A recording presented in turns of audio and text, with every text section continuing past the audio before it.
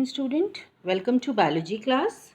Now students, in this lecture we will start with the cell cycle, and the first phase of cell cycle is known as interphase. तो हम इस lecture में interface के बारे में पढ़ेंगे. Now we have already discussed कि eukaryotic cell में जो सेल साइकिल है that is divided into two phases. एक इंटरफेज है and the next is your M phase.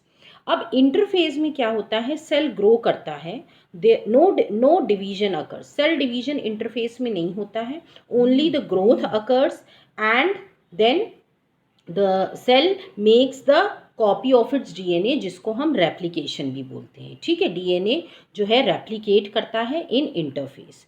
Okay, then M phase की बात करें तो इसमें जो है डीएनए जो है सेपरेट होता है. ओके, एंड फाइनली जो है साइटोप्लाज्म में डिवाइड होता है and two daughter cells are formed. Now this you can see the diagrammatic representation is there. Now interphase जो है, interphase longest phase होता है. ठीक है, अगर पूछा जाए कि कौन सा longest phase होता है, so interphase is the longest phase in cell cycle. ठीक है, cell cycle में interphase longest phase होता है और ये interphase में basically थ्री phases आते हैं. G1 phase जिसको हम बोलते हैं gap 1. देन उसके बाद जो नेक्स्ट फेज होता है S phase, that is known as synthesis phase, and finally it is G2 phase जिसको हम बोलते हैं गैप 2 फेज. ओके, ये फेजेस सीक्वेंस में है, आपको इसी सीक्वेंस में याद करने. एक और फेज होता है एंड में सेल साइकिल के बाद जिसको हम बोलते हैं G0 फेज. G0 आप देख रहे हैं जहाँ पे कोई डिवीजन नहीं होता है, it is just the resting phase. ठीक है, एक एक करके हम सबके बारे में पढ़ेंगे, then it will be more clear to you. Now you can see this is the Venn diagram, एक तरह से आप समझ सकते हो. ओके, नाउ इसमें दिया हुआ है पूरा. अब आप देख रहे हो जो इंटरफेस है वो जो है इतना पोर्शन कवर कर रहा है. Okay, this much now you can C.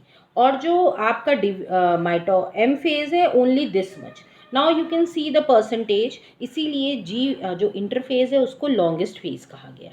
Now G1 phase सबसे पहले स्टार्ट करेंगे. जो इसमें जो है G1 फेज जो होता है, now now here cell growth. Cell जो है ग्रो करता है.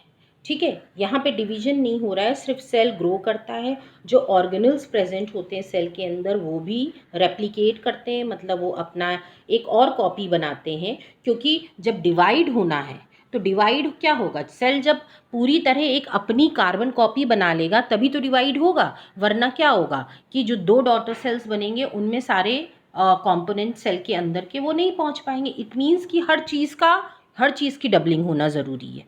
Okay, so this occur in G1 phase. जो ऑर्गेनल्स होते हैं वो भी रेप्लिकेट करते हैं और वॉल्यूम जो है सेल का वो दुगना हो जाता है बिल्कुल. Okay, now it is the longest phase. Now some cells stay here permanently. Okay, now इसमें बेसिकली जो है इसको ग्रोथ फेज कहा जाता है, gap 1 phase, where the cell grow. अगर क्योंकि ये क्वेश्चन MCQ में भी बहुत आते हैं, तो this is the growth phase. Okay, यहाँ पे ऑर्गेनल्स का रेप्लिकेशन होता है और सेल जो है वो ग्रो करके अपना वॉल्यूम इंक्रीज करता है. Okay, now next phase is your S phase. इसको सिंथेसिस फेज कहा जाता है. अब यहाँ पे सिंथेसिस हो रही है. सिंथेसिस किसकी हो रही है, क्रोमोसोम जो DNA है उसका रेप्लिकेशन हो रहा है. ठीक है, तो यहाँ पे जो है जितने भी DNA होते हैं न्यूक्लियस के अंदर, ठीक है, वो अपनी एक और कॉपी बनाते हैं. नाउ अब दो आइडेंटिकल स्ट्रैंड्स हो जाते हैं, हर क्रोमोसोम के दो स्ट्रैंड्स हो जाते हैं. ठीक है, तो ये जो है इसको हम बोलते हैं सिंथेसिस फेज, या फिर हम ये भी कह सकते हैं यहाँ सिंथेसिस भी हो रही है DNA की, और कभी कभी हम ये भी कह सकते हैं कि रेप्लिकेशन भी हो रहा है. दोनों ही बातें एक हैं. ये कभी कभी ट्विस्ट करके पूछा जाता है DNA सिंथेसिस अकर या DNA रेप्लिकेशन. तो सब कुछ कहाँ होता है, एस फेज में होता है. और जो है जो भी क्रोमोसोम्स होते हैं, okay, they make their identical strands. Okay, तो जिसको हम बोल सकते हैं सिस्टर क्रोमैटिड्स. और सिस्टर क्रोमैटिड्स जो दो क्रोमैटिड्स की अगर बात करें, दो क्रोमैटिड मिलके एक क्रोमोसोम बनाते हैं. और वो हमने पढ़ा था जब हम DNA का स्ट्रक्चर पढ़ रहे थे, न्यूक्लियस जब हमने पढ़ा था सेल चैप्टर में. यस, तो दोनों स्ट्रैंड्स जो होते हैं sister chromatids, they are joined by a point. एक पॉइंट से जॉइंड होते हैं जिसको हम बोलते हैं centromere. Now next is your last phase जो है इंटरफेस का, दैट इज G2 फेज, जिसको गैप 2 फेज भी बोलते हैं, and this is again a growth phase. Now अब क्या हुआ है, रेप्लिकेशन हो गया है, DNA की कॉपीज बन गए। अब यहाँ पे जो है सेल फिर से ग्रो करता है और भी प्रोटीन्स बनाता है, ऑर्गेनल्स बनाता है, और मीन्स अभी जो है ग्रोथ हो रही है, क्योंकि इसके बाद जो है सेल एंटर करेगा डिवाइडिंग फेज में। ओके, तो इसके लिए उसको अपना ही पूरी प्रिपरेशन कर लेनी है, हर तरीके से तैयार हो जाना है।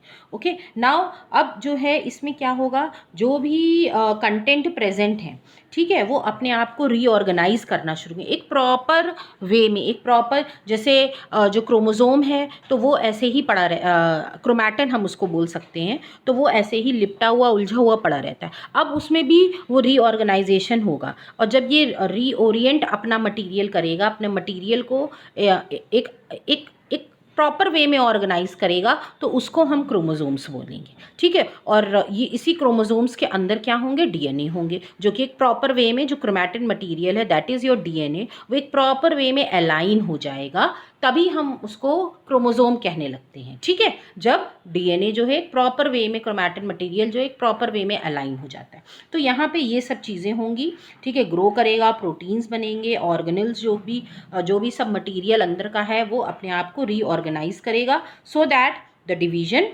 अकर। Okay, now this is the you can see कि this how the cell looks in interphase। Interphase में कुछ इस तरह का आपको स्ट्रक्चर नज़र आएगा। ये आप देख रहे हो, सेंट्रियोल अभी अपनी पोजीशन में है, न्यूक्लियर मेम्ब्रेन प्रेजेंट है, न्यूक्लियोलस प्रेजेंट है, और DNA आप दो कलर के देख रहे हो, एक ऑरेंज देख रहे हो और एक आप ब्लू देख रहे हो। तो ये जो ऑरेंज है, सॉरी रेड देख रहे हो और ब्लू, तो ये क्या है, ये उसने अपनी डुप्लीकेट कॉपीज़ बना ली हैं, ठीक है। मैंने बताया था ना क्रोमोसोम रेप्लिकेट करता है, तो वो अपनी डुप्लीकेट्स कॉपी बना चुका है। So this is all about interphase. Interphase is now over here. Now the cell enters into a M phase. अब सबसे पहले हम पढ़ेंगे माइटोसिस के बारे में, okay, that we are going to cover in the next lecture. This is all student, thank you everybody.